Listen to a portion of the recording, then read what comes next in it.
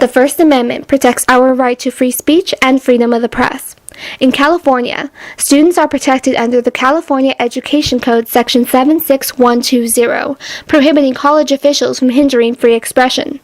We asked Mount San Antonio College students about the importance of a free speech publication. It's a big plus. Students need to be informed about, in any way they can, be a newspaper, magazine, article. I think it's great. I think freedom of speech and everything is what builds this country to be as prosperous.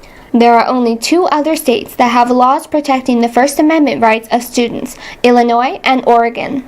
Students talk about how they would respond if school administrators controlled the student media. I guess I wouldn't read it because it would just be boring. I mean, it would have to go by their standards. I would have to do something about it. I would have to voice my opinions. I would have to do anything I could.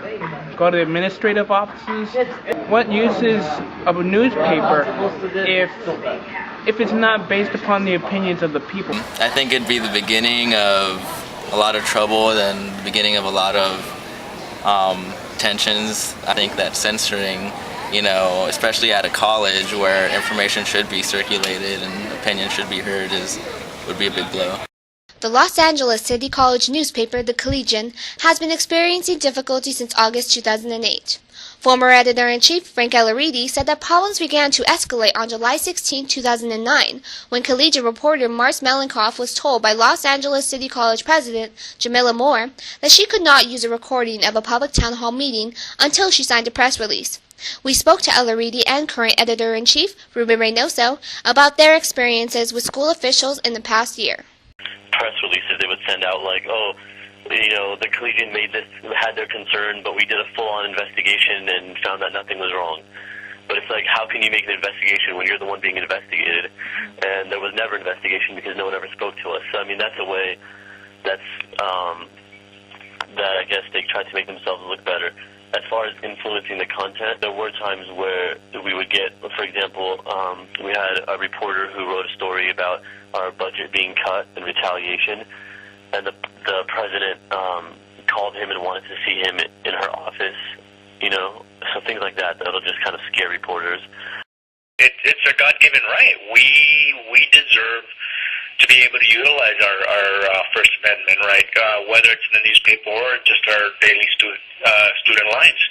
Without a voice, there's no way you can be heard, and if you can't be heard, then things cannot be changed. If they're in power and they want to do stuff, the first thing they're going to try to do is shut the voice down of the people.